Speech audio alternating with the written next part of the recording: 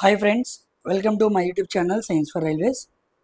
మన RRB ALP CBT 2కి సంబంధించి ప్రాక్టీస్ మారథాన్ పార్ట్ 4 మనం మాట్లాడేసుకున్నాం. ఈరోజు మనం పార్ట్ 5 మాట్లాడుకుందాం అనమాట. Part fifth of practice marathon session. ఓకేనా? సో ఏఎల్పీ సిబిటీ 2లో అడుగుతున్న క్వశ్చన్స్ అన్నిటినీ కూడా ఒక చోటకి తీసుకొచ్చి క్లియర్గా ఎక్స్ప్లెయిన్ చేయడం జరుగుతుంది. కాబట్టి వీటన్నింటినీ జాగ్రత్తగా మీరు ప్రాక్టీస్ చేయండి. లాస్ట్ టైం మనం 30 క్వశ్చన్స్ కంప్లీట్ చేసుకున్నాం. ఈరోజు మనం 31వ క్వశ్చన్ నుంచి మరికొన్ని క్వశ్చన్స్ ఉన్నాయి, వాటిని కూడా మనం క్లియర్గా డిస్కస్ చేసుకుందాం. ఓకేనా? సో ఎవరు కూడా చాలా నెగ్లెక్ట్గా ఫీల్ అవ్వకుండా చాలా జాగ్రత్తగా ప్రిపేర్ అవ్వండి. అదేవిధంగా ఎవరైతే మన వీడియోస్ డైలీ చూస్తున్నారో వాళ్ళందరూ కూడా లైక్ చేయడం మర్చిపోవద్దు.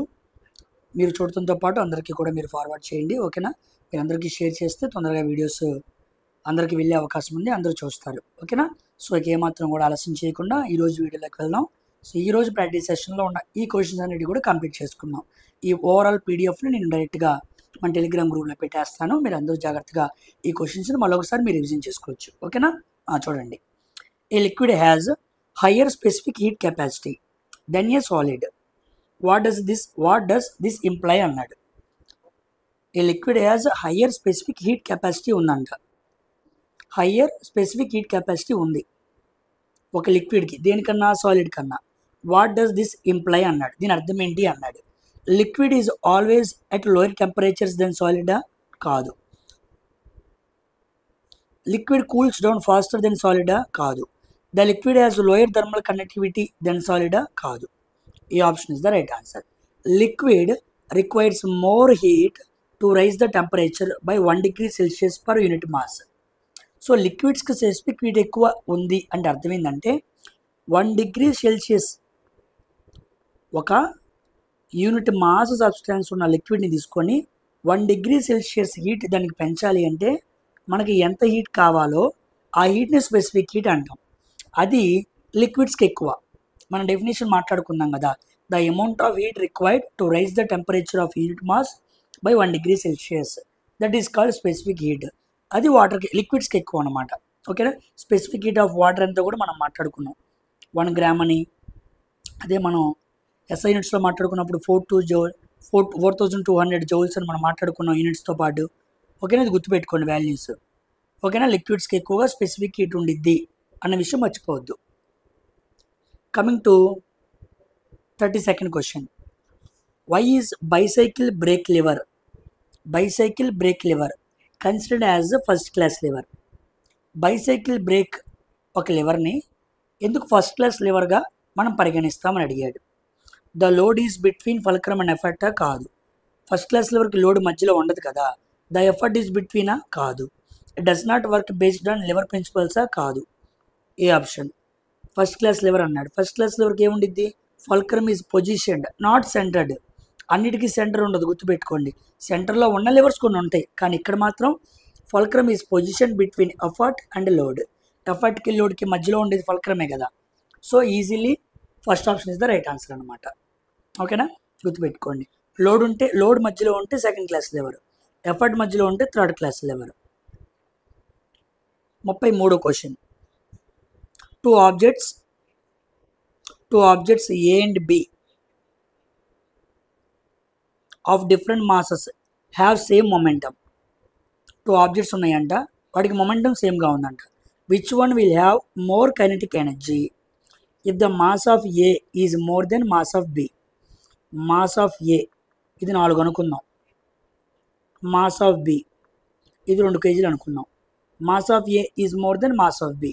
ఇలాంటి కండిషన్లో మొమెంటం సేమ్గా ఉన్నప్పుడు దేని కైనెటిక్ ఎనర్జీ ఎక్కువ అన్నాడు. Kinetic energy of A, kinetic energy of B. A అంటే ఫార్ములా P²/2ma, అంతే కదా. కైనెటిక్ ఎనర్జీకి మొమెంటం అనుగుణంగా ఫార్ములా ఏంటి? P²/2m. ఇది మనం చదువుకున్నాం, చాలా ఇంపార్టెంట్. అదే ఫార్ములా రాశాను, P²/2ma. ఇది ఏ ఆబ్జెక్ట్ కాబట్టి ఇక్కడ P²/2mb. ఇది ఏ, ఇది బి. ఓకేనా? ఇక్కడ ఏమైపోయింది? P² క్యాన్సిల్ అయిపోయింది. ఎందుకు? సేమ్ మొమెంటం అన్నాడు కాబట్టి. దీన్ని అటు తీసుకొస్తున్నాను 2mb, దీన్ని అటు తీసుకెళ్తున్నాను 2ma. ఓకేనా? ఇప్పుడు 2 ఇంటూ ఎంబీ అంటే ఎంత 2 కేజెస్,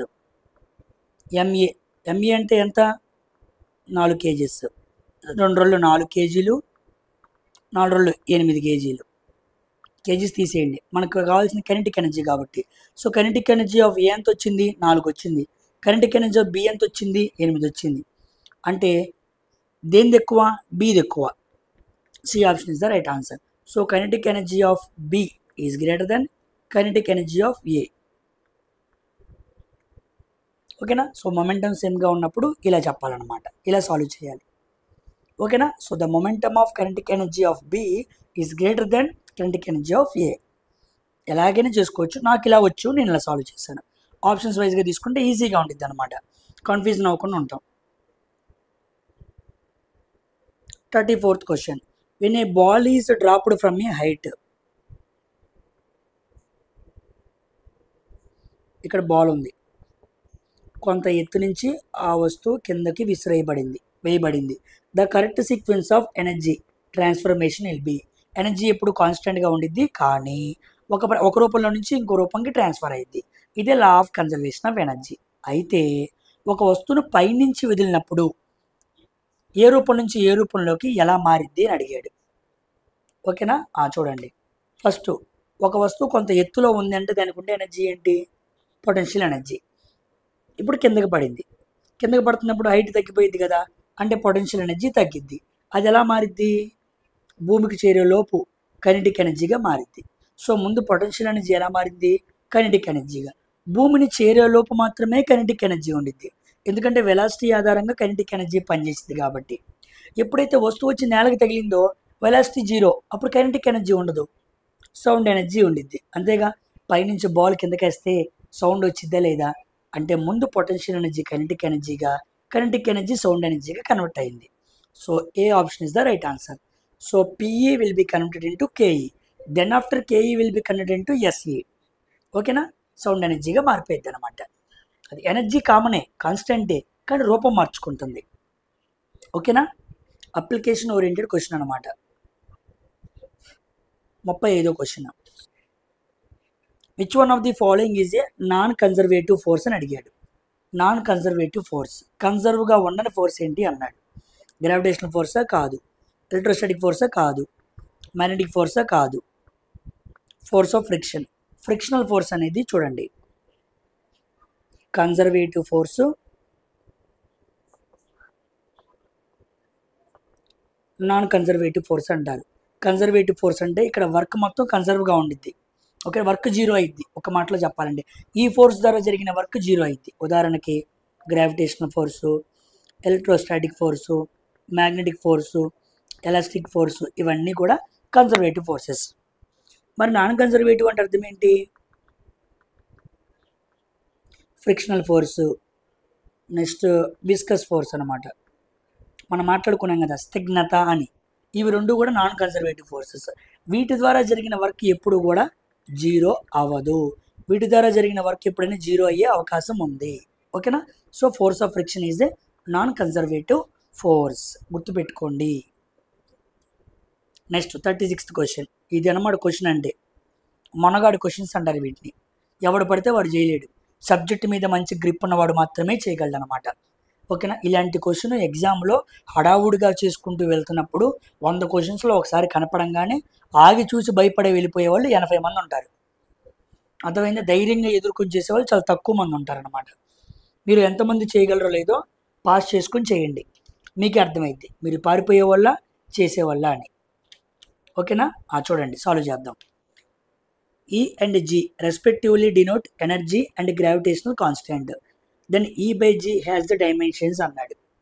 E అంటే ఎనర్జీ, G అంటే గ్రావిటేషనల్. దానికి డైమెన్షనల్ ఫార్ములా ఉండిద్ది, దీనికి ఉండిద్ది. అయితే రెండింటిని బై చేస్తే వచ్చే డైమెన్షనల్ ఫార్ములా ఏంటి అని అడిగాడు. సాల్వ్ చేద్దాం. First energy. ఎనర్జీకి డైమెన్షనల్ ఫార్ములా ఏంటి? m1 L2 T⁻². ఇది మనం చదువుకున్నాం. నెక్స్ట్ గ్రావిటేషనల్ కాన్స్టెంట్కి దానికి యూనిట్స్ ఏంటి? Newton metre square per KG square. ఓకేనా. న్యూటన్ అంటే అర్థం ఏంటి? ఫోర్సే కదా, ఫోర్స్ న్యూటన్స్లో కొలుస్తారు.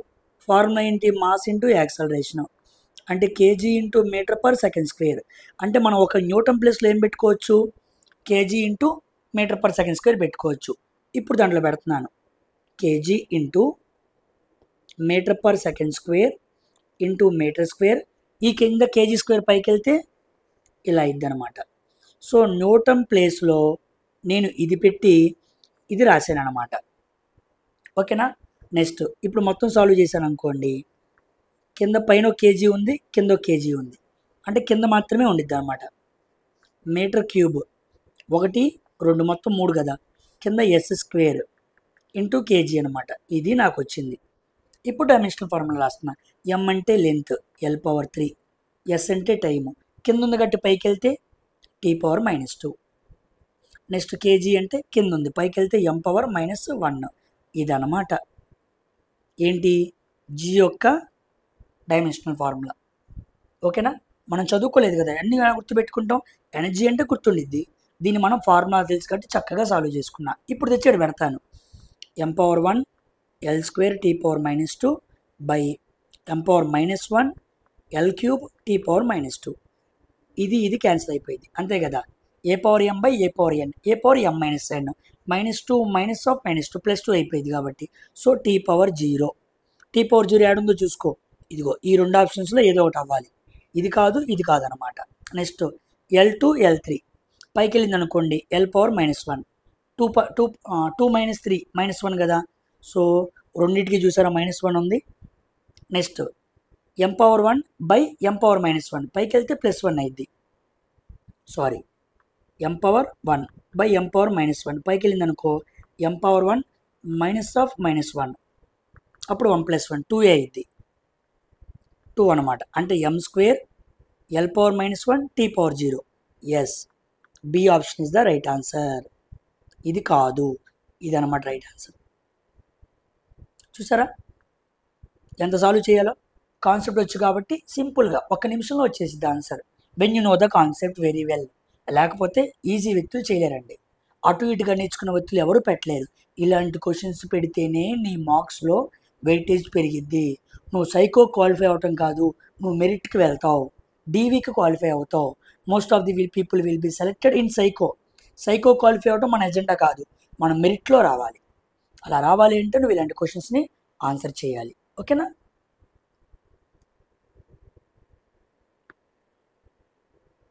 Next 37th question. Area of A0 drawing sheet. A0 drawing sheet యొక్క ఏరియా ఎంత అని అడిగాడు. మనం చదువుకున్నాం కదా, A0 డ్రాయింగ్ షీట్లో ఎంత ఉండిద్ది? 841 × 1189 అనమాట. ఓకేనా? ఇక్కడ నుంచి మనం బై చేసుకుంటూ వెళ్తే అన్నిటికీ వస్తూ ఉండిద్ది. దీని ఏరియా మనం ఎంఎంస్లో చెప్పాడు అనమాట. అంటే నీరుగా తీసుకున్నాం అనుకోండి. ఓకేనా? ఎంత మాట్లాడుకోవచ్చు మనం? 1 స్క్వేర్ మీటరా? ఓకే, 1 స్క్వేర్ మీటరే. మనం 1 మీటర్ స్క్వేర్ అని మాట్లాడుకున్నాం కదా. ఈ option is the right answer. ఓకేనా? గుర్తుంది కదా మనకి A0 డ్రాయింగ్ షీట్ యొక్క ఏరియా 1 మీటర్ స్క్వేర్. అలా కాదు సెంటీమీటర్లో చెప్పాలనుకోండి 10,000 సెంటీమీటర్ స్క్వేర్. అంతే కదా. 1 మీటర్కి 100 సెంటీమీటర్లు, 1 మీటర్కి 100, మీటర్ ఇంటూ మీటర్ 100 × 100 10,000. ఓకేనా? అదే A1కి ఎంత అని అడుగుతాడు. A0లో సగం అనమాట, 5,000 సెంటీమీటర్ స్క్వేర్. A1 ఏరియా ఎంత? 2,500 centimetre square. A2 drawing sheet యొక్క ఏరియా ఎంత సెంటీమీటర్స్లో? 1250 సెంటీమీటర్ స్క్వేర్. A3 ఎంత? 625 సెంటీమీటర్ పర్ స్క్వేర్. 10,000లో సగం 5,000, 5,000లో 2,500, 2,500లో 1,250, 1,250లో 625 అనమాట. ఇలా రాసుకుంటూ వెళ్ళాలి. ఓకేనా? డౌట్ ఏం లేదు కదా. ఇది సెంటీమీటర్ స్క్వేర్లో అనమాట. ఒకవేళ మీటర్ స్క్వేర్ అడిగాడు అనుకోండి 1 మీటర్ స్క్వేర్. అలా ఇక్కడ అడిగాడు అనుకోండి 0.5 మీటర్ స్క్వేర్. అంతే కదా, మనం బై ఆఫ్ చేసుకుంటూ వెళ్తాం అనమాట. 37th question. Coming to 38th question. A clinical thermometer reads the temperature. మనం మాట్లాడుకున్నాం. క్లినికల్ థర్మామీటర్ అనేది ఎలా పనిచేసిద్ది? Expansion and contraction. Expansion and contraction of mercury in thermometer. థర్మామీటర్లో మనం నింపిన మెర్క్యూరీ యొక్క ఎక్స్పాన్షన్ కాంట్రాక్షన్ వల్ల థర్మామీటర్ పనిచేసింది. థర్మామీటర్ ఎందుకు? టెంపరేచర్ మెజర్ చేయడానికి. దాని యొక్క టెంపరేచర్ ఎక్కడి నుంచి ఎక్కడికి అన్నాడు. ఇదిగోండి 35 డిగ్రీ సెల్సియస్ నుంచి 42 డిగ్రీ సెల్సియస్ మధ్య ఆ థర్మామీటర్ వాల్యూ ఉంటుంది అనమాట. 35 కన్నా తక్కువ ఉండదు, 42 కన్నా ఎక్కువ ఉండదు, గుర్తుపెట్టుకోండి. ఓకేనా? దీన్ని మనం ఫారెన్హీట్లో మార్చుకున్నాం అనుకోండి, ఫారెన్హీట్లో మన వాల్యూ చెప్పచ్చు. ఓకేనా? ఉదాహరణకి మారుద్దాం. C/5 equal to F-32/9. C అంటే 35, 35/5, 5 ఒకట్లు 5 ఏళ్ళు. సో మొత్తం 63 ఈక్వల్ టు F-32. ఇది తీసుకుందాం. 63, 32, 8, 98. అంటే ఇది 98 డిగ్రీ ఫారెన్హీట్ నుంచి 110 వరకు ఉండిద్ది. ఓకేనా? 110. దీన్ని మారిస్తే 110 వచ్చింది అనుకుంటున్నాను, గుర్తులేదు, చూడండి. ఓకే, 98 నుంచి 110 మధ్య అనమాట. ఒకవేళ డిగ్రీ సెల్సియస్లో చెప్పండి అంటే 35 to 100 అనమాట, 35 to 42 అనమాట. B option is the right answer. ఓకేనా? ఇవేమీ కాదు. ఓకేనా? 39th question. A particle is moving freely then its dash అన్నాడు. ఏ పార్టికల్ ఫ్రీగా మూవ్ అవుతుంది అనమాట, అప్పుడు ఏంటి అన్నాడు. చూడండి, ఇక్కడ చాలా ఇంపార్టెంట్. ఏ పార్టికల్, ఎప్పుడైనా పార్టికల్ ఫ్రీగా మూవ్ అవుతుంది అంటే మూమెంట్ అంటే వెలాసిటీ. వెలాసిటీ ఉందంటే అక్కడ ఏ ఎనర్జీ ఉండిద్ది? కైనెటిక్ ఎనర్జీ ఎక్కువ ఉండిద్ది, అవునా కదా? Kinetic energy is always greater than 0. ఇదనమాట. ఏ పార్టికల్ ఈజ్ మూవింగ్, కొంత ఎత్తులో ఉందని చెప్పాలా, మూవ్ అవుతుంది అన్నాడు. మూవ్ అవుతుంది అంటే కైనెటిక్ ఎనర్జీ కదా. Kinetic energy will never be 0, గుర్తుపెట్టుకోండి. Kinetic energy never be negative. Kinetic energy ఎప్పుడు నెగిటివ్ ఉండదు. పొటెన్షియల్ ఎనర్జీ నెగిటివ్ ఉండొచ్చేమో కానీ కైనెటిక్ ఎనర్జీ ఎప్పుడు నెగిటివ్ ఉండదు. దానికి తోడు క్వశ్చన్లో మూవింగ్ ఫ్రీలీ అన్నాడు అంటే వెలాసిటీ కాన్స్టెంట్. వెలాసిటీ కాన్స్టెంట్ అంటే కైనెటిక్ ఎనర్జీ ఎంతో కొంత ఉండిద్ది కదా, మరి 0 ఎలా అయింది? అవదు, గ్రేటర్ దెన్ 0నే ఉండిద్ది. So A option is the right answer అనమాట. ఓకేనా? 40th క్వశ్చన్ చాలా ఇంపార్టెంట్. ఇది ఎన్విరాన్మెంట్కి సంబంధించిన క్వశ్చన్ అనమాట. The coldest and warmest layer of atmosphere are dash అన్నాడు. మనకు తెలుసు, ఇది ఎర్త్ అనుకుంటే భూమిపై నుంచి పైకి వెళ్ళేటప్పుడు మనకి troposphere, stratosphere, mesosphere, ionosphere, thermosphere, exosphere ఇలా ఉంటాయి అన్నమాట. పైకి వెళ్ళే కొద్ది లేయర్స్ అనమాట. అయితే ఈ లేయర్స్లో కోల్డెస్ట్గా ఉండేది అంటున్నాడు. ఇదిగోండి, కోల్డెస్ట్గా ఉండేది అంటే మీసోస్పియర్ అనమాట. -95 డిగ్రీ సెల్సియస్ ఉండేది. వార్మెస్ట్ బాగా వేడిగా ఉండేది ఏంటంటే థర్మో లేయర్ అనమాట. హాట్నెస్ బాగా ఎక్కువ. దీనికన్నా ఎక్సో లేయర్లో ఇంకా ఎక్కువ అనమాట, హాట్నెస్ ఇంకా ఎక్కువ. ఎందుకంటే ఎక్సో లేయర్ అంటే ఆల్మోస్ట్ స్పేస్ అనమాట. అంటే స్పేస్లో ఉండే సోలార్ రేడియేషన్ ఎక్కువ ఉండిద్ది కాబట్టి ఎక్సో లేయర్ బాగా బాగా వేడి. కానీ ఆప్షన్స్లో ఎక్సో ఇవ్వలేదు కదా. కోల్డెస్ట్ అంటే మీసోస్పియర్, వార్మెస్ట్ అంటే thermosphere. So C option is the right answer అనమాట. ఓకేనా? గుర్తుపెట్టుకోండి, ఇవి చాలా ఇంపార్టెంట్. స్ట్రాటోస్పియర్లోనే మనకు ఓజోన్ లేయర్ ఉండిద్ది. నేను ఎన్విరాన్మెంట్లో ఈ లేయర్స్ అన్నీ కూడా చక్కగా ఎక్స్ప్లెయిన్ చేస్తాను. వీటి డిస్టెన్స్ ఏంటి, వీటిలో మేఘాలు ఎక్కడెక్కువ ఉంటాయి, ఏ లేయర్లో కమ్యూనికేషన్ జరుగుతూ ఉండిద్ది, ఏ లేయర్లో ఓజోన్ లేయర్ డిప్రెషన్ జరుగుతూ ఉండిద్ది, ఏ లేయర్లో టెంపరేచర్ పెరిగితే ఎత్తు పెరిగితే టెంపరేచర్ తగ్గిద్ది, ఏ లేయర్లో ఉల్కలు మండి ఉల్కలు అగ్ని రూపంలో కిందకు వస్తాయి, అవన్నీ కూడా మాట్లాడతాను. ఓకేనా? నెక్స్ట్ 41వ క్వశ్చన్. ఈ క్వశ్చన్ చాలా ఇంపార్టెంట్ అనమాట, జాగ్రత్తగా చూడండి. అర్థమైందో? క్వశ్చన్ హై లెవెల్లో ఇచ్చాడు కానీ సింపులే, కాస్త పెద్దగా ఇచ్చాడు. 3 2 ohms resistors in parallel are connected in series with 3 2 ohms resistor in series అనమాట. అంటే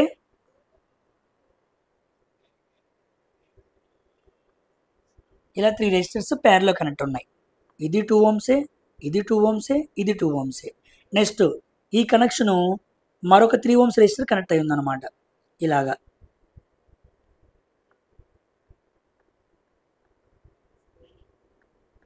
ఇది ప్లస్, ఇది మైనస్. ఓకేనా? వోల్టేజ్ అంతా 100 volts.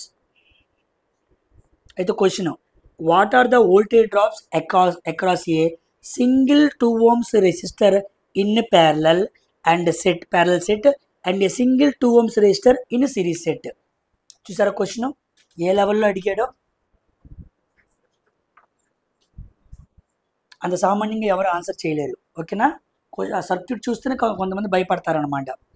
తెలివిగా అడిగాడు. చూడండి, 3 రెసిస్టర్స్ ఏమో ప్యారల్లో కనెక్ట్ అయినాయి, 3 ఏమో సిరీస్లో కనెక్ట్ అయినా ఉన్నాయి. అన్నిటికీ రెసిస్టెన్స్ వాల్యూ సేమే, వోల్టేజ్ ఇచ్చాడు. అయితే ఈ 3 ఇది ప్యారలల్ సెట్ అనమాట. ఈ ప్యారలల్ సెట్లో ఏదో ఒక రెసిస్టర్ దగ్గర వోల్టేజ్ డ్రాప్ ఎంత, ఏదో ఒక సిరీస్లో వోల్టేజ్ డ్రాప్ ఎంత అని అడిగాడు. ఓకేనా, చూడండి ఈ 3 ప్యారల్లో ఉన్నాయి కదా. ప్యారల్లో ఉంటే ఎలా సాల్వ్ చేయాలి? ముందు ప్యారలల్లో ఉన్నదాన్ని సాల్వ్ చేస్తున్నాను.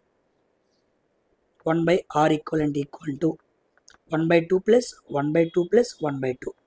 కింద రెండు కామన్, పైన 3 యాడ్ చేస్తే 3/2. 1/R equal to 3/2. అప్పుడు R ఈక్వలెంట్ ఈక్వల్ టు 2/3 వచ్చేసింది. నెక్స్ట్ ఈ 3 ఎలా ఉన్నాయి? సిరీస్లో ఉన్నాయి. ఇప్పుడు సిరీస్ని సాల్వ్ చేస్తున్నా. R equivalent equal to 2 plus 2 plus 2, మూడింటిని యాడ్ చేయడమే కదా. R ఈక్వలెంట్ టు 6 ohms అనమాట. ఇప్పుడు టోటల్ రెసిస్టెన్స్ కావాలి. Total R equal to 2/3 plus 6 అనమాట. అంతే కదా. ఈ మూడింటిని కలిపామనుకోండి ఒక సింగిల్ రెసిస్టర్ వచ్చింది. ఇంక వీటిని ఇలా కనెక్ట్ చేసుకోవచ్చు. ఓకేనా, 6 మూలు 18, 18 2 20, 20/3 అనమాట.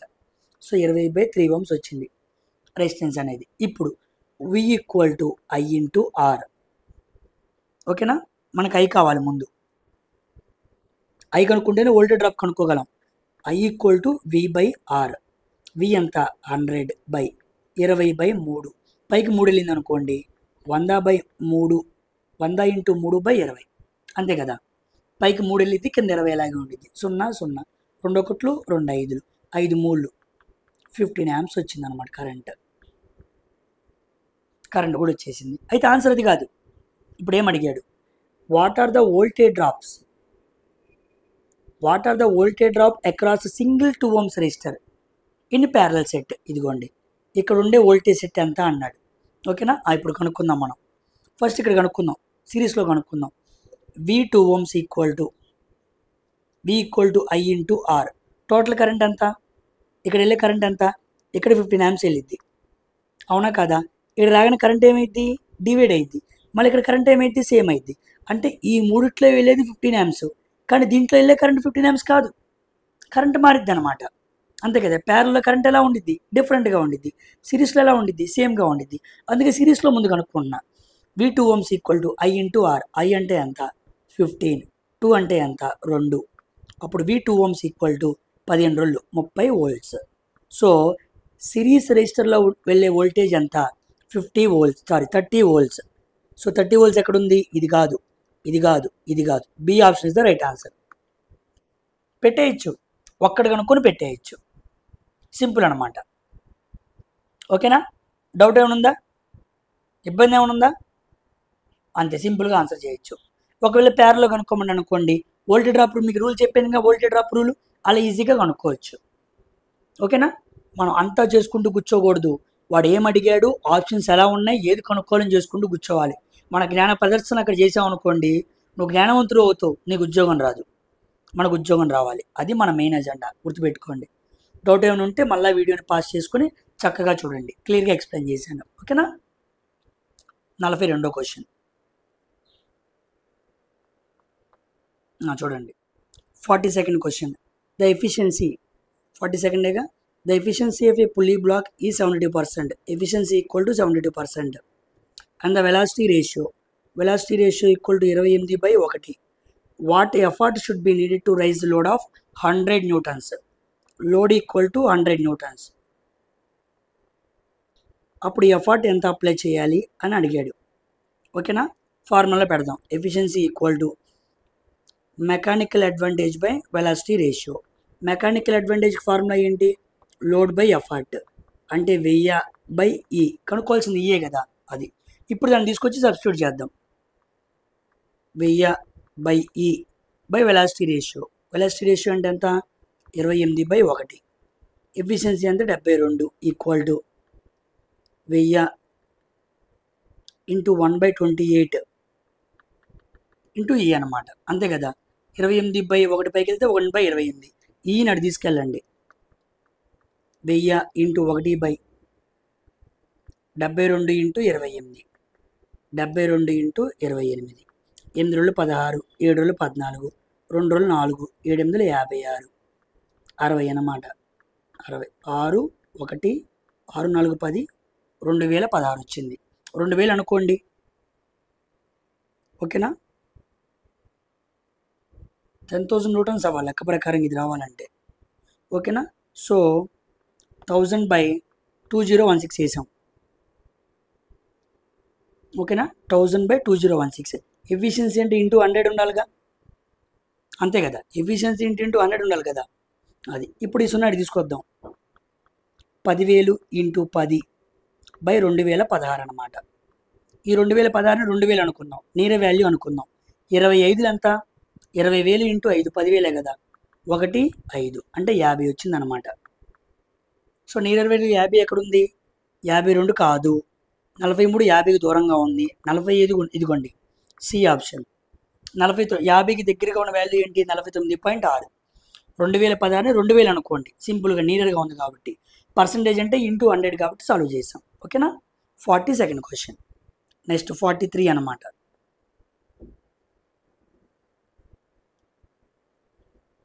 43rd question. Archimedes' principle states that when a body is dash dipped into a fluid at rest, the fluid exerts dash force of buoyancy dash the weight of the displaced fluid అనమాట. చూడండి, Archimedes principal మనం చదువుకుందాం.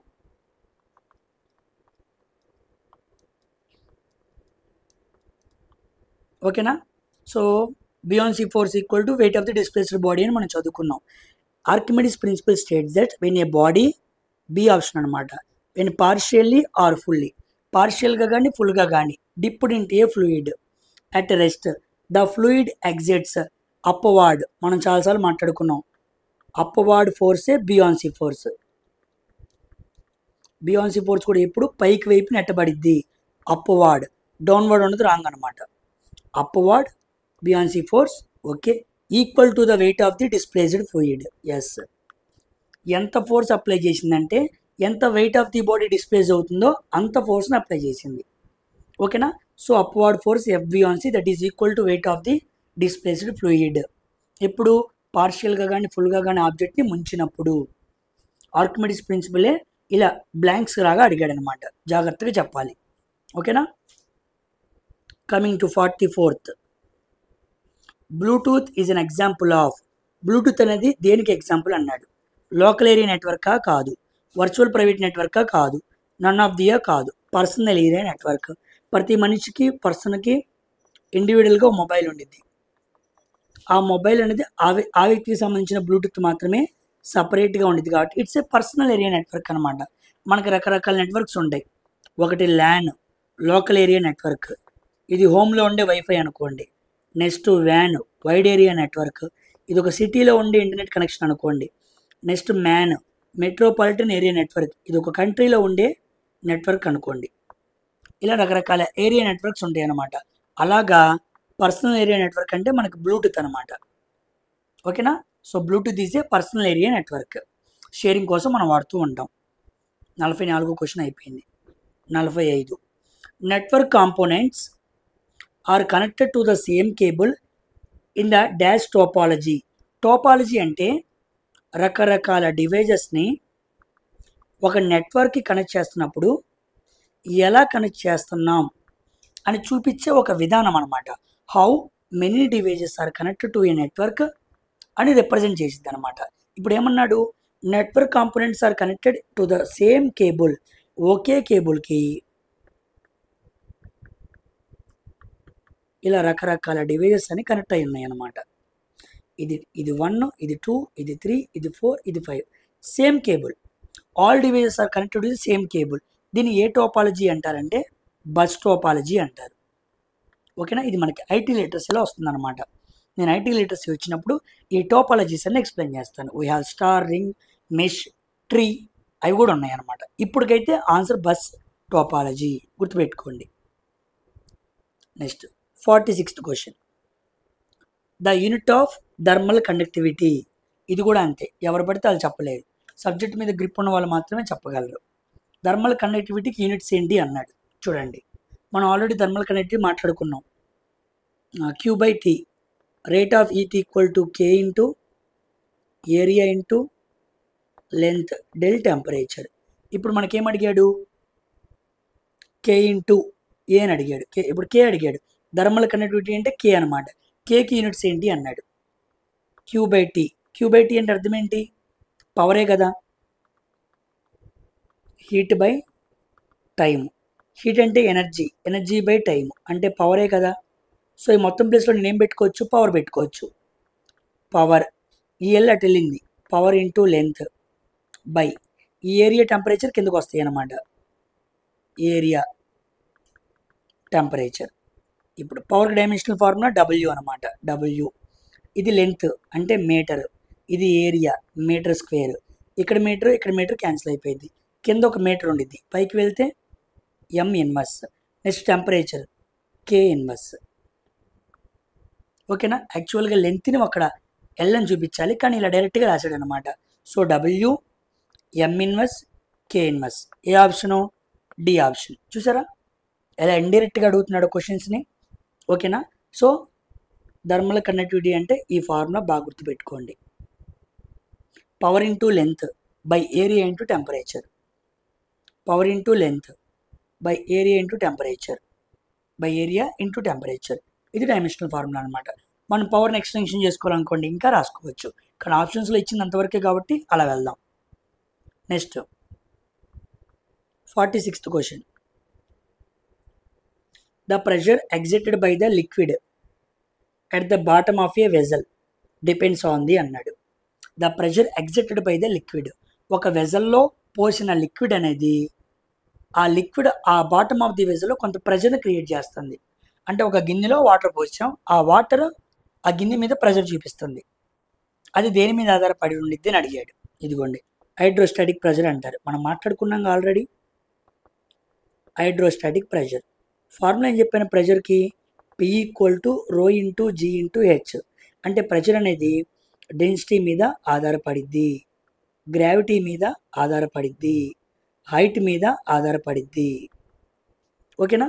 So total area of the బెజ్లా కాదు, height of, ఇదిగోండి height అని కనపడిందిగా, height of the liquid column present in the vessel. Yes, B option is the right answer. Inner surface area మీద ఆధారపడదు, షేప్ ఆఫ్ ది వెజల్ మీద కూడా ఆధారపడదు. సో టోటల్ ఏరియా మీద ఆధారపడదు, ఇన్నర్ సర్ఫేస్ ఏరియా మీద ఆధారపడదు, షేప్ మీద ఆధారపడదు. ఓకేనా? వీటి మీద ఆధారపడిద్ది. ఈ ఫార్ములాస్ గుర్తుపెట్టుకోండి. Pressure equal to rho into G into H. Buoyancy force equal to rho into G into V అనమాట. H ప్లేస్లో వాల్యూమ్ వచ్చింది అనుకోండి, అదే బియాన్సీ ఫోర్స్. ఈ రెండు ఫార్ములాస్ చాలా ఇంపార్టెంట్. రకరకాల ప్రాబ్లమ్స్ వీటి మీద ముందు రోజుల్లో అడిగే అవకాశం ఉంది. Coming to 47th question. Which of the following has got more heat capacity? Heat capacity దేనికి ఎక్కువ ఉంది అన్నాడు. ఇంకా దేనికి? స్పెసిఫిక్ హీట్ కెపాసిటీ దేనికి ఉంది? వాటర్కే కదా. సో వాటర్కి హీట్ కెపాసిటీ చాలా ఎక్కువ అనమాట. ఓకేనా? When compare to iron, gold and benzene. 48th question. All the insulating materials have. ఇన్సులేటింగ్ మెటీరియల్స్లో కరెంట్ అనేది ఫ్లో అవ్వదు. ఇది గుర్తుపెట్టుకోండి. All the insulating materials have అన్నాడు. A lower resistivity and high connectivity తప్పు, కరెంటే వెళ్దు కదా. పాజిటివ్ టెంపరేచర్ కోఎఫిషియంటా తప్పు, పీటీసీ కాదు. నో ఎఫెక్ట్ ఆఫ్ టెంపరేచరా కాదు, టెంపరేచర్ దానికి రిలేషన్ ఉంది. D option is the right answer. Negative temperature of resistance. Temperature పెంచితే రెసిస్టెన్స్ తగ్గిద్ది. ఆ గుణం ఇన్సులేటర్స్కి ఉంది, సెమీ కండక్టర్స్కి ఉంది. అందుకే semi conductors and insulators are negative temperature coefficient, conductors are positive temperature coefficient, PTC. ఇదేమో ఎన్టీసీ అనమాట. కాబట్టి D option is the right answer. ఈ మూడు కాదు. ఓకేనా? ఇన్సులేటింగ్ మెటీరియల్స్ అవి కరెంట్ని ప్రొడ్యూస్ చేయవు. ఓకేనా? చూడండి. Which hatching pattern is used to indicate glass. గ్లాస్ని రిప్రజెంట్ చేసేది ఏంటి అని అడిగాడు. నేను చెప్పాను ఆల్రెడీ, ఇది డి ఆప్షన్ అనమాట. ఇలా ఉన్నాయి అనుకోండి, ఇవన్నీ ఏంటి? గ్లాస్ అనమాట. ఇలా ఉందనుకోండి, ఇదంతా కూడా కాంక్రీట్ అనమాట. ఇలా అన్నీ చెప్పాను నేను. ఓకేనా? ఇది ఎన్నో క్వశ్చన్? 49th క్వశ్చన్ అనమాట. ఓకేనా? ఇవన్నీ కూడా మనం రిప్రజెంటేషన్ ఫిగర్స్లో మాట్లాడుకున్నాం, ఇంజనీరింగ్ డ్రాయింగ్లో. రెండింటికి మనం మాట్లాడుకున్నాం. ఎవరైనా చూడని వాళ్ళు ఉంటే వెళ్ళి అక్కడ చూడండి. నెక్స్ట్ 50వ question. 50th question, the acid rain leach away అని అడిగాడు. చూడండి, యాసిడ్ రైన్ దేన్ని లీచ్ అవే చేస్తాయి? లీచ్ అవే అంటే తీసేయడం అనమాట. దేన్ని తీసేస్తాయి అని అడిగాడు. యాసిడ్ రైన్ అంటే సింపుల్గా చెబుతున్నాను, ఎన్విరాన్మెంట్ చెప్పినప్పుడు ఇంకా ఇన్డెప్త్గా చెబుతాను. యాసిడ్ రైన్ అనేది H2SO4 HNO3 ఈ కెమికల్స్తో కలిసి ఉండిద్ది. ఎప్పుడైతే ఈ కెమికల్స్ అనేవి ఎప్పుడైతే కలిసి వాటర్తో కలుస్తాయో ఇవి భూమి మీద పడతాయి అన్నమాట. భూమి మీద పడి హైడ్రోనియం అయాన్స్ని ఏర్పాటు చేస్తాయి. ఇది చాలా ఇంపార్టెంట్, హైడ్రోనియం అయాన్స్. ఈ హైడ్రోనియం అయాన్స్ అల్యూమినియంతో, కాల్షియంతో, మెగ్నీషియంతో బాగా జరిపి aluminium +3 ions, Ca+2 ions, Mg+2 అయాన్స్ని చేస్తాయి అన్నమాట. ఈ అల్యూమినియం +3 అయాన్స్ చాలా ఇంపార్టెంట్. ఇవి ఏర్పడటం వల్ల భూమి పాడైపోయింది. Ca+2 అయాన్స్ అనేవి మొక్కల్లోని వేర్లకు చాలా ఇంపార్టెంట్, ఇది లెగిసిపోయిద్ది. Mg+2 అయాన్స్ అనేది ఫోటోసింథసిస్ జరగాలి, అంతే కదా. ఆకుల్లోని మెగ్నీషియం ద్వారానే ఫోటోసింథసిస్ జరిగిద్ది. సో Ca+2 Mg+2 రెండు లెగిసిపోతాయి అన్నమాట. So both A and B. Acid rains పడటం వల్ల ఈ కార్యక్రమం జరిగిద్ది. ఇది జరగటం వల్ల కాల్షియం, మెగ్నీషియం అనేది కోల్పోతాం మనం. అలా కోల్పోవటం వల్ల భూమిలో రూట్స్ చాలా ఇంపార్టెంట్ కదా మొక్కలకి. సో రూట్స్లో కాల్షియం ఉండదు, రూట్స్ వీక్ అయిపోతాయి. మెగ్నీషియం ఉండదు, ఫోటోసింథసిస్ జరగదు, ఆహారాన్ని తయారు చేసుకోలేవు. అలాగా నేల పాడైపోయిద్ది, మొక్కలు పాడైపోతే ఆహారం తయారు చేసుకోలేవు. అలా మొత్తం నాశనం అయిపోయిద్ది. అంత ప్రమాదం ఉంది యాసిడ్ రైన్స్తో. అందుకే ఇవి పడకూడదు, పడితే ప్రమాదం. ఓకేనా. ఇంకా దీనికి సంబంధించి ఎన్విరాన్మెంట్లో క్లియర్గా మాట్లాడుకుందాం. ఓకేనా. 51వ question, what should we do to reduce the amount of effort needed to lift something using first class lever? మంచి క్వశ్చన్ చూడండి, అప్లికేషన్ క్వశ్చన్ అనమాట. What should you do to reduce the amount of effort? నువ్వు ఎఫర్ట్ని తగ్గించాలి. Amount of effort needed to lift the something using first class lever. ఒక first class లెవర్ని ఉపయోగించుకొని effort తగ్గాలంటే నువ్వు ఏం చేయాలని అడిగాడు. ఇదిగోండి, ఫస్ట్ క్లాస్ లెవర్ అంటే ఇదనమాట. ఇదేమో లోడు, ఇదేమో ఎఫర్ట్. దీన్నేమో లోడ్ ఆర్మ్ అంటారు, దీన్నేమో ఎఫర్ట్ ఆర్మ్ అంటారు. అంతేనా. Formula load into load arm equal to effort into effort arm. మనకు కావాల్సింది ఎఫర్ట్ కాబట్టి ఎఫర్ట్ తగ్గట్టుగా రాస్తున్నా. Effort equal to load into load arm by effort arm. ఈ ఫార్ములా కావాలి. అంటే ఇప్పుడు నేను లోడ్ ఆర్మ్ని తగ్గించాను అనుకో, ఎఫర్ట్ తగ్గిద్ది. ఫార్ములా ఆధారంగా చెబుతున్నా. ఎఫర్ట్ ఆర్మ్ని పెంచాననుకో, ఎఫర్ట్ తగ్గిద్ది. ఇదన్నమాట అర్థం. అంటే నేను రెండు చేయొచ్చు. ఎఫర్ట్ని ఫస్ట్ క్లాస్ లెవెల్లో తగ్గించాలి, నేను అప్లై చేసే ఎఫర్ట్ తగ్గాలి అంటే లోడ్ ఆర్మ్ని తగ్గించవచ్చు, ఎఫర్ట్ ఆర్మ్ని పెంచవచ్చు. ఇప్పుడు రండి క్వశ్చన్స్ దగ్గరికి. Move the fulcrum closer to the effort కాదు. Move the fulcrum to the middle of the lever కాదు. Move the fulcrum closer to the load. Yes, ఇది రైట్ ఆన్సర్ అనమాట. అదేంటి సార్ మీరు ఇది చెప్పారు, థర్డ్ ఆప్షన్ టిక్ చేశారేంటి అని డౌట్ రావచ్చు. చూడండి, ఎప్పుడైతే మనం ఫల్క్రమ్ని ఇలా మూవ్ చేస్తామో లోడ్ ఆర్మ్ తగ్గిద్ది కదా. ఫల్క్రమ్ని ఎప్పుడైతే మనం లోడ్ వైపు తగ్గిస్తామో, ఆప్షన్ చదవండి, move the fulcrum closer to the load. Load వైపు ఎప్పుడు తగ్గించామో లోడ్ ఆర్మ్ తగ్గిద్ది. లోడ్ ఆర్మ్ తగ్గితే ఎఫర్ట్ కూడా తగ్గిద్ది. అల్టిమేట్గా నేను ఏం తగ్గించాలి? ఎఫర్ట్ని తగ్గించాలి. అంటే ఏం తగ్గించాలి? లోడ్ ఆర్మ్ని తగ్గించాలి. అంటే ఏం చేయాలి? ఫల్క్రమ్ని లోడ్ వైపుకు మూవ్ చేయాలన్నమాట. ఇదిగోండి ఫల్క్రమ్ని ఇలా చక్కగా దీన్ని ఇలా ముందు జరిపాను అనుకోండి, లోడ్కి ఫల్క్రమ్కి మధ్య ఉన్న లోడ్ ఆర్మ్ డిస్టెన్స్ తగ్గిపోయిద్దిగా, అప్పుడు ఎఫర్ట్ కూడా తగ్గిపోయిద్ది. ఓకేనా. 51వ క్వశ్చన్ ఆన్సర్ సి ఆప్షన్ అనమాట. చూసారా ఎంత అప్లికెంట్ ఓరియంటెడ్గా అడిగాడో. ఈ ఫార్ములా మనకు తెలుసు, ఈ క్వశ్చన్ మనకు తెలుసు, ఇలా సాల్వ్ చేయాలన్న విషయం మనకు తెలియదు. ఓకేనా. అది మంచి క్వశ్చన్స్ అండి. అక్కడక్కడ ఎతికి మీకు తెస్తున్నాను. అందరూ కూడా ఈ వీడియోని షేర్ చేయండి, ప్రతి ఒక్కరూ లైక్ చేయండి. ఓకేనా. నెక్స్ట్ 52వ question, an UPS uninterrupted power supply. Uninterrupted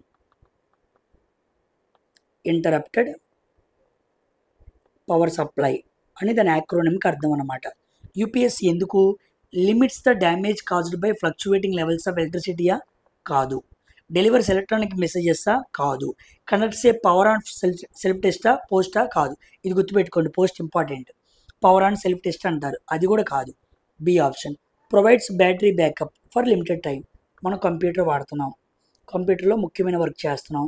మనం ఎప్పుడైతే యూపీఎస్ కనెక్ట్ చేసుకున్నాం అనుకోండి, వెంటనే కరెంట్ పోయినా సరే యూపీఎస్ మీద కొంతవరకు కంప్యూటర్ రన్ అయింది. So provides battery backup for limited time అనమాట. యాక్చువల్గా యూపీఎస్ అంటే అర్థం ఏంటంటే, ఇక్కడ ఒక మీకు అర్థం అవటానికి ఒక పిక్చర్ చూపిస్తాను.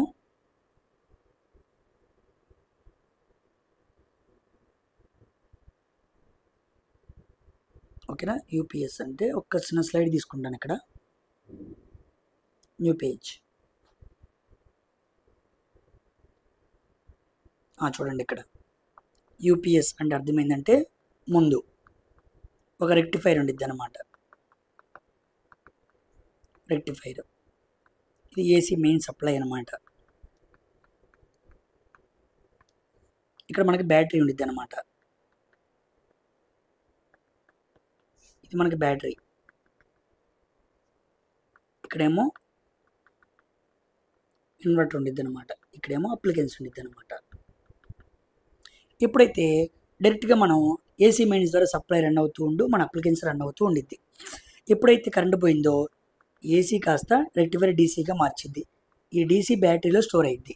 ఎప్పుడైతే కరెంట్ పోయిందో ఈ కనెక్షన్ కట్ అయిపోయి ఇక్కడ ఈ డీసీ ఉంది కదా, ఈ డీసీని ఇన్వర్టర్ మళ్ళీ డీసీ నుంచి ఏసీగా మార్చిద్ది. అప్పుడు మన సిస్టమ్ వాడుకుంటూ ఉండిద్ది. అంటే యూపీఎస్ అంటే ఏంటో కాదు, రెక్టిఫైరు, బ్యాటరీ, ఇన్వర్టర్, ఇలా 3 ముఖ్యమైన వస్తువులతో కలిపి యూపీఎస్ని తయారు చేస్తారు. అవసరం లేనప్పుడు డైరెక్ట్గా రన్ అయిపోతూ ఉండిద్ది. ఎప్పుడైతే ఏసీ నుంచి డీసీగా రెక్టిఫైర్ కన్వర్ట్ చేసిందో అది బ్యాటరీలో స్టోర్ అయ్యిద్ది. ఎప్పుడైతే కరెంటు పోయిందో ఇక దీంతో సంబంధం లేదు, స్టోర్ అయిన డీసీ ఇన్వర్టర్ దగ్గరికి వచ్చింది. ఈ డీసీని ఏసీగా మార్చిద్ది, అది ఇన్వర్టర్ పని. AC to DC rectifier, DC to AC inverter. అప్పుడు అది అప్లికెంట్కి చక్కగా సప్లైని అందించింది. కొంతవరకే, ఎంతవరకు స్టోర్ చేసుకుందో అంతవరకే. మన ఇంట్లో కూడా అంతే, కరెంటు పోయింది, మోటార్లో కొంత వాటరే ఉన్నాయి, మోటార్లో వాటర్ అయిపోయేంత వరకు సింక్లో వాటర్ వస్తాయి. అలాగా బ్యాటరీలో డీసీ సప్లై ఉన్నంత వరకు ఇన్వర్టర్ డీసీని ఏసీగా మార్చి కంప్యూటర్కి ఇస్తూ ఉండిద్ది. కరెంట్ వచ్చే వరకు బ్యాకప్గా ఉపయోగపడుతూ ఉండిద్ది అనమాట. That is called UPS, uninterrupted power supply. ఓకేనా? Coming to 53rd one, final question. Which of the following statement is not true? True కానిది ఏంటి అన్నాడు. చూడండి, a change of unit measurement can not change the number of significant figures అన్నాడు. ఓకేనా? Not true అన్నాడు. Yes, ఇది ట్రూవే, కరెక్టే. ఆల్ నాన్ జీరో డిజిట్స్ మనం మాట్లాడుకున్నాం. All non zero digits are significant. Zero కానివన్నీ కూడా సిగ్నిఫికెంట్ మనం మాట్లాడుకున్నాం. ఇప్పుడు చూడండి, the trailing zeros in a number without a decimal point are significant. ఇది తప్పు. ట్రైలింగ్ జీరోస్ అంటే ఉదాహరణకి 5040, పాయింట్ డెసిమల్ తర్వాత చివరిగా ఉన్న జీరోస్ని ట్రైలింగ్ జీరోస్ అంటారు. డెసిమల్ పాయింట్ ఉండి లాస్ట్లో జీరో ఉంటే అది సిగ్నిఫికెంట్. కానీ వాడేమన్నాడు, the trailing zeros in a number without decimal point లేదంట, అది సిగ్నిఫికెంట్ అన్నాడు. తప్పు. డెసిమల్ పాయింట్ ఉండి ట్రైలింగ్లో జీరో ఉంటే significant, without decimal point zero ఉంటే అది ఇన్సిగ్నిఫికెంట్ అనమాట. కాబట్టి ఇన్సిగ్నిఫికెంట్ అని ఉండాలి, కానీ సిగ్నిఫికెంట్ రాశాడు కాబట్టి third option is the right, wrong answer. అదే ఇక్కడ ఆన్సర్ అనమాట. ఈజ్ నాట్ ట్రూ అన్నాడు, it is not true. True కానిది ఏంటి అన్నాడు, 3 ట్రూ కాదనమాట. సో అలా మనం ఆన్సర్ చేయొచ్చు. నేను చెప్పాను కదా, సిగ్నిఫికెంట్ నెంబర్స్ మీద ఒక వీడియో చేస్తాను, సిగ్నిఫికెంట్ ఫిగర్స్ మీద. ఆల్రెడీ నేను యూనిట్స్ అండ్ డైమెన్షన్స్లో చెప్పాను. దీని మీద ఒక క్లియర్ కట్గా కొన్ని ప్రాబ్లమ్స్ని తీసుకొచ్చి క్లియర్గా ఇప్పుడు అడుగుతున్న ఈ స్టేట్మెంట్ బేస్డ్ క్వశ్చన్స్ని కూడా సాల్వ్ చేయడానికి మీకు క్లియర్గా ఎక్స్ప్లెయిన్ చేస్తాను అనమాట. ఓకేనా? ఆ పీడిఎఫ్ని కూడా నేను ఫ్రీగానే యూట్యూబ్లో మన టెలిగ్రామ్ గ్రూప్ ఉంది కదా, ఆ టెలిగ్రామ్ గ్రూప్లో నేను ఫార్వర్డ్ చేస్తాను. ఎవరైతే మన టెలిగ్రామ్ అండ్ ఇన్స్టాగ్రామ్ గ్రూప్స్లో ఇంకా జాయిన్ అవ్వలేదో అందరూ కూడా జాయిన్ అయ్యి ఉండండి. ఏమైనా అప్డేట్స్ ఉంటే ఇక్కడ ఫార్వర్డ్ చేస్తాను. ఓకేనా? సో ఇక్కడతో ప్రాక్టీస్ మారథాన్లో మరికొన్ని క్వశ్చన్స్ మనం కంప్లీట్ చేసుకున్నాం. మరొక ప్రాక్టీస్ మారథాన్ సెషన్లో మరొకసారి కలిసి ఇంకా హై లెవెల్ క్వశ్చన్స్, ఇంకా కన్ఫ్యూజన్ క్వశ్చన్స్ మాట్లాడుకున్నాం. ఓకేనా? Until then, thank you very much for watching my video. Don't forget to subscribe. Science for Always. Bye.